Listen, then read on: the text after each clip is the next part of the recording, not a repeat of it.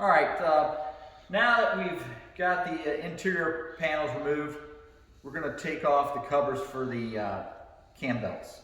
So we're going to start from down here. We're going to go over here and take this number 5 Allen, and we're going to have to remove these two down here, and then there's two up here. They're kind of hidden. One's kind of underneath this pipe, and the other one's over here. We'll remove those, and then we'll lower the car back down, and then remove the top portion of the covers. So we'll go ahead and do that. All right, I've got this panel off. You can see here, there's 4 screws to hold this on. There's 2 short ones and 2 long ones. The long ones go on the bottom here. The 2 short ones go up here. Like I said, you kind of had to use universal joint here, however you want to call it, to get access to the one because it's kind of buried. But anyway, that removed that. And now we're going to go ahead and lower the car back down and take the top portion of this loose from the inside of the car. So we're going to go ahead and do that right now. All right, so now that we've got the bottom part removed, the bottom part of this piece here, we're going to take these 2 out, and then we're going to take these fasteners out here on this other side. There's one here, one over there. There is, I think that's it. If there's more, there might be some buried there, but I'm going to start to take those out right now, and then once I have that removed, I'll go back over it just to show you if there's any extra fasteners. So let's continue on.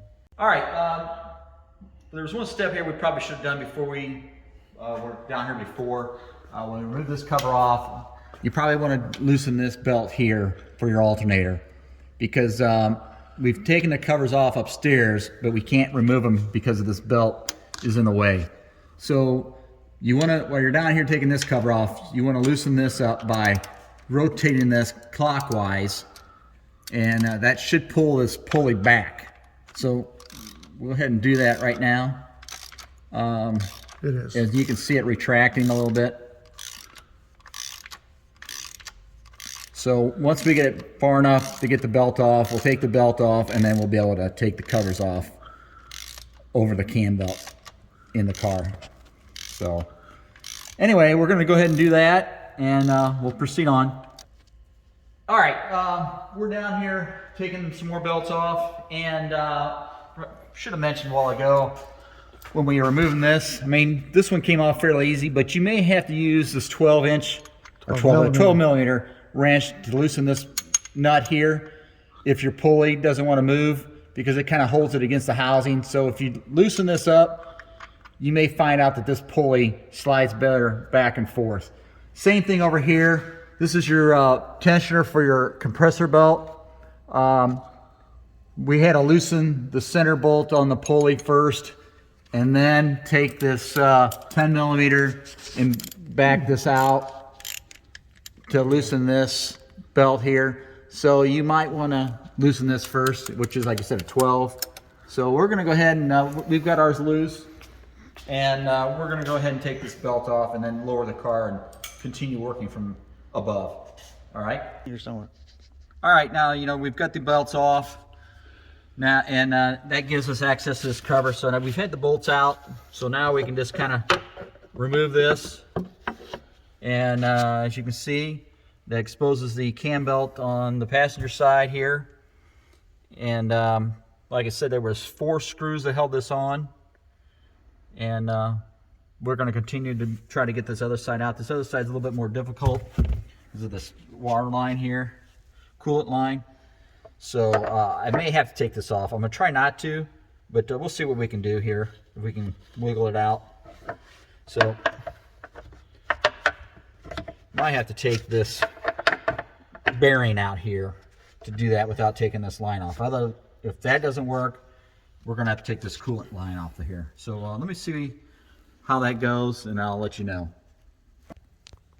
All right, we were trying to get that other valve, or not valve cover, the cam belt cover off on the driver's side, and we end up having to take this one coolant line loose on the bottom here. To do that, there's a clamp that's over here. We had to take that loose. It's 10 millimeter. So we broke that loose, and then here's the pipe. We just kind of turned it up just so it doesn't leak all over us, and broke the clamp loose here and drained the fluid. If this works out for you, great. You may have to disconnect a different line, but this line seemed like it was the best choice for us to remove. So now that we've got this pipe loose, it's kind of flexible now. It should give us enough play to where we can get the timing cover off on the driver's side. So we're going to go ahead and lower the car down and do that. All right. All right. So this is the tube that went down, and we disconnected it right here to remove it. Now we have all kinds of access. It just makes the whole job easier. Now, like I said, this should come right out of here just with a little finesse. We have to move this around, but yeah, like I said, you'll probably have to remove that just to make the job a lot easier. Getting the belt off and on also. So we're going to go ahead and take the cover off and see what we have. All right. All right. Now that you see that we've got both cam covers off and we have access to both our timing belts, the next step I believe we're going to do is we're going to go ahead and remove the spark plug, the coils, the plugs, and then I'm going to do the little further step. I'm going to take the valve covers off because I have leaking valve covers.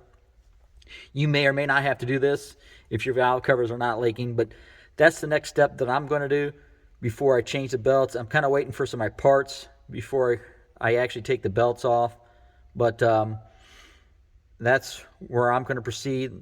If your valve covers aren't leaking, you go ahead and proceed on lining up your timing marks and do that at this time. But that's where I'm going with this. But anyway, let's go ahead and get started with that. All right, so like I said, I'm going to take these coils out, the plugs out, and then eventually the valve covers are going to come off. So it looks like they're probably 10 millimeter on both sides, and then looks like the clips here, looks like these should just come right off. They've got like a little compressed clip that you push. This may be difficult with one hand, and then just pull back, and then that should remove those, and then we'll take the coils out, and then the plugs. So both sides are similar. And it looks like there might be a sensor we have to remove up front. It might be a cam position sensor. If you can see it up there, I think it's right there, left of that one coil. And then once we do that, we have the plugs out. We can rotate the motor and find top dead. All right, I've removed all the plugs, the coils, the plugs, and the cam position sensor there. You can see it. It's kind of hanging there by the side. That was a number 5 Allen. And then the next thing I'm going to do is take the screws, or these bolts all the way around. Those are number 10s. Those will be a number 5 Allens on the end of these covers here for the cams. Same thing on both sides. So I'm going to start doing that, and then I have to take this vent tube off on both sides. So I'm going to go ahead and continue on and do that. So anyway, let's proceed on. All right, I've got the coils removed here, as you can see. Like I said, they were 10 millimeter, and then now I'm going to go ahead and see about removing the plugs. Okay, as you see here, like I said, the coilovers are all removed. And then I've got my socket in there, which I believe was a 16 millimeter socket, deep well. So I'm going to go ahead and take out the spark plugs now. And then once that's done, I'll remove those cam position sensor up front, which takes probably like a number 3 or 4 Allen. So anyway, let's go ahead and get that going. All right, like I said before, I've got the coils out now, the spark plugs out, and then at this point, I'm going to rotate the motor to top dead center. And then before I do that though, I've got to get this square box out of here. It's a 10 millimeter nut, holds it on this side. and then right here, this holds it on. So this needs to be removed.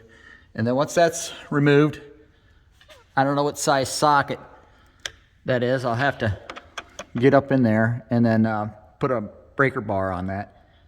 It should turn over pretty easy because the plug's out.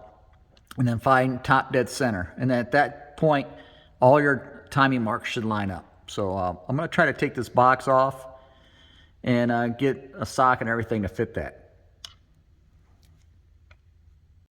All right, what I'm doing now is I've taken the end caps off for your cams, and then I'm going to take this vent tube off here.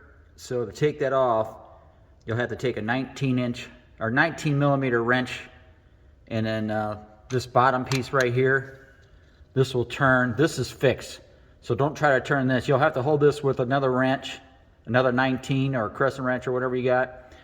But the bottom part here turns. It'd be the same way on the other side. So I would maybe remove it here. You can remove it on the bottom, but seems like it's easier. And then when I take the whole valve cover off, this piece will come off, and then I can mess with it then. So that's what I'm doing right now, removing this vent tube.